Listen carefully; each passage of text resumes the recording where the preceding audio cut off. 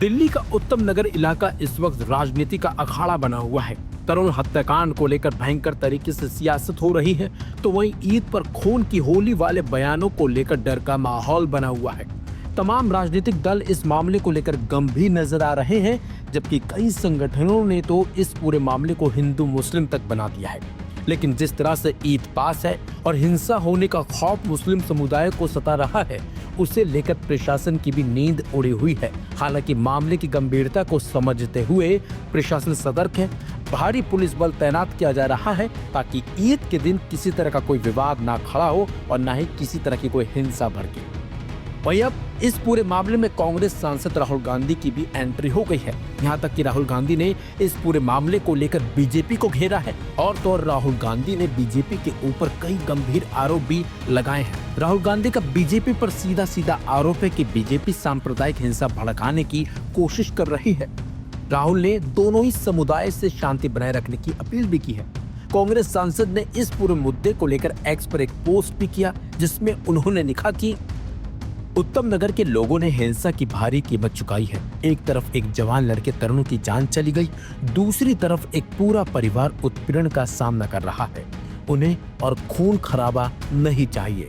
खून खराबा केवल बीजेपी और उसका इकोसिस्टम चाहता है, जो नफरत के तवे पर हिंसा की रोटी सेकने के हर मौके का फायदा उठाता है। वो चाहते हैं कि देश हिंदू मुस्लिम में उलझा रहे ताकि लोग यह न पूछ सकें कि आखिर प्रधानमंत्री देश की रक्षा, ऊर्जा सुरक्षा, खाद्य सुरक्षा और सामरिक संप्रभुता को अमेरिका के हवाले करने पर क्यों मजबूर है। इसलिए दिन दहाड़े देश की राजधानी में फिर से दंगों जैसे हालात खड़े किए जा रहे हैं। दिल्ली वासियों से अनुरोध है, किसी बहकावे में न आए। देश की शक्ति हमारी एकता, भाईचारे और मोहब्बत में है। जोड़ो जोड़ो भारत जोड़ो। राहुल गांधी ने आरोप लगाया है कि बीजेपी देश को हिंदू मुस्लिम में उलझाए रखना चाहती है। उनका मानना है कि ऐसा इसलिए किया जा रहा है ताकि लोग प्रधानमंत्री से सवाल न पूछ सकें।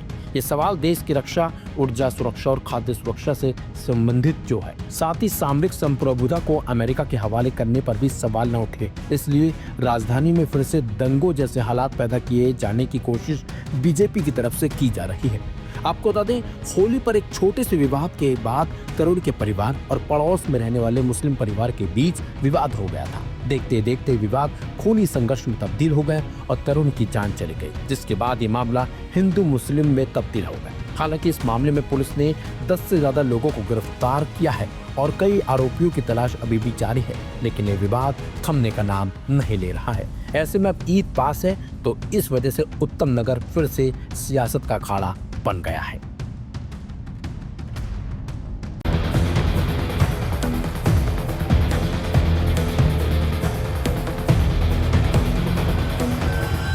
अफसोसनाक वाकया है, एक तरुण नामी नौजवान की मौत हो गई, मगर बजरंग दल ने उसको हिंदू मुस्लिम का झगड़ा बता दिया और पुलिस ने बुलडोजर ले जाकर घर को तोड़ दिया। सुप्रीम कोर्ट का आर्डर भी है, घर को तोड़ दिया और वहां पर कहा गया ईद के दिन खून की होली होगी। ईद जो भाईचारे, सौहार्द और मोहब्बत का पर्व है, उसके पहले ये सब क्यों होने दिया जा रहा है?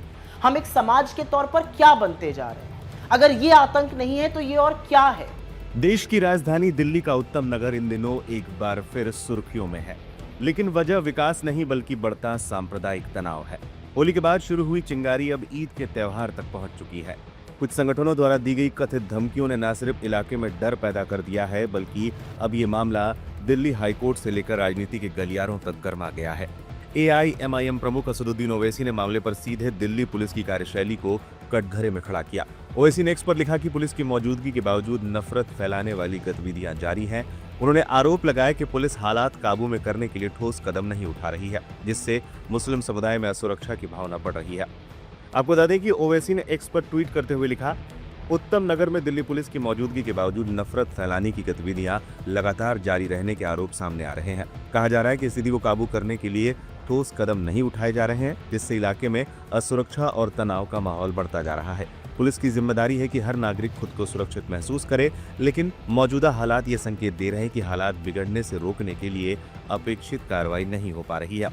ओवैसी के निर्देश पर एआईएमआईएम के स्थानीय नेतृत्व ने दिल्ली पुलिस कमिश्नर को पत्र लिखकर सुरक्षा की गुहार भी लगाई है। शोएब जमी ने तीखी प्रतिक्रिया देते हुए कहा कि ईद पर खून की होली जैसे भड़काऊ बयानों से माहौल बिगाड़ा जा रहा है। उन्होंने प्रशासन की खामोशी पर भी सवाल उठाते हुए ईद के दिन उत्तम नगर में सुरक्षा के पुख्ता इंतजाम करने की मांग की। एआईएमआईएम नेता शोएब जमी ने लिखा, ईद पर खून की होली की धमकी देने वाले लोगों को कानून का डर नहीं है। खुलेआम इस तरह के बयानबाजी करके माहौल को बिगाड़ा जा रहा है और दिल्ली की प्रशासन खामोश बैठी है। सदर मजलिस ओवैसी साहब की हिदायत पर हमने पुलिस कमिश्नर को खत लिख करके उत्तम नगर में ईद के दिन सुरक्षा के पुख्ता इंतजाम की मांग की है। उत्तम नगर से आ रही खबरें डराने वाली हैं। स्थानीय निवासियों में इस कदर खौफ है कि कई परिवार अपने दशकों पुराने घर छोड़कर सुरक्षित ठिकानों की ओर पलायन कर रहे हैं। भड़काऊ बयानबाजी और धमकियों ने सामाजिक सौहार्द पर गंभीर खतरा पैदा कर दिया है। इस मामले पर कांग्रेस ने भी केंद्र सरकार और दिल्ली पुलिस को घेरा है। कांग्रेस प्रवक्ता सुप्रिया सिनेत ने एक वीडियो साझा करते हुए इसे नफरत का नंगा नाच करार दिया। उन्होंने सीधे प्रधानमंत्री मोदी से सवाल उठाते हुए कहा कि न्यू इंडिया में नफरत का जहर इतना घोल दिया गया है कि छोटे बच्चे भी अब आग उगल रहे हैं। उन्होंने चेतावनी दी कि अगर आज नफरत की इस आग को नहीं रोका गया तो कल इसकी चपेट में आने से कोई नहीं बचेगा। देश की तमाम जगहों और राष्ट्र की राजधानी दिल्ली तक से बेहद घटिया, नफरती और भड़काऊ वीडियो सामने आ रहे हैं।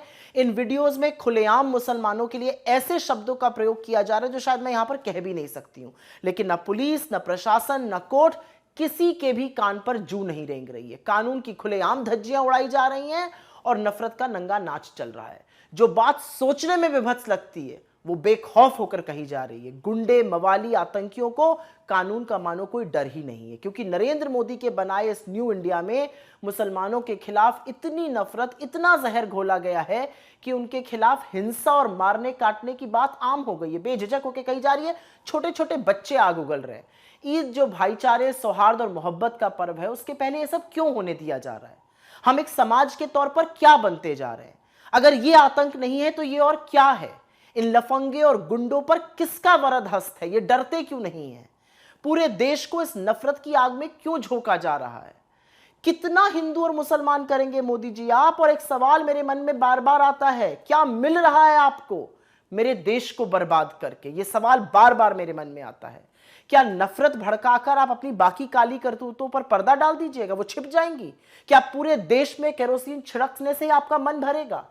और आप लोग जो मूक दर्शक बने हुए हैं, एक बात याद रखिएगा, नफरत की आग फैलने से रोकिए, वरना उसकी चपेट में आने से आपको भी कोई बचा नहीं पाएगा। आज नहीं तो कल नंबर आपका भी आएगा। दुनिया में देखिए क्या हो रहा है। ये नफरत का नतीजा है जिसकी कीमत सत्ता में बैठे हुक्मरान नहीं, आम लोग चुकाते हैं। हम ऐसी नफरत, ऐसे गुंडे तो है नहीं। हम विराट सभ्यता, संस्कृति और परंपरा के ध्वजवाहक हैं। हम वसुदैव कुटुंबकम, वो सूत्र है जो सच में हमें विश्वगुरु बनाता है। हम सबको सावधान रहना पड़ेगा, सतर्क रहना होगा, क्योंकि मोदी सरकार हर रोज विफल होकर कीर्तिमान स्थापित कर रही है और ये जितना फेल होंगे उतनी नफरत फैलाएंगे।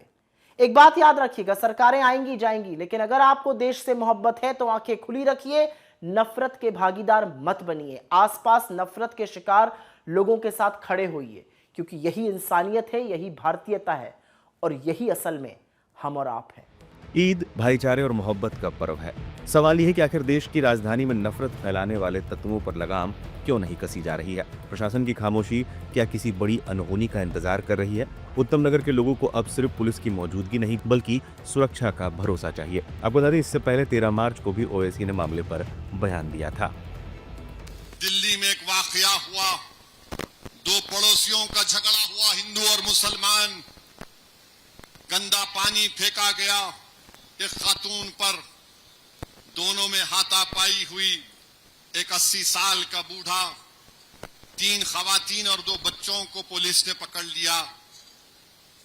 अफसोसनाक वाकया है, एक तरुण नामी नौजवान की मौत हो गई, मगर बजरंग दल ने उसको हिंदू मुस्लिम का झगड़ा बता दिया और पुलिस ने बुलडोजर ले जाकर घर को तोड़ दिया। सुप्रीम कोर्ट का ऑर्डर भी है, घर को तोड़ दिया और वहां पर कहा गया ईद के दिन खून की होली होगी।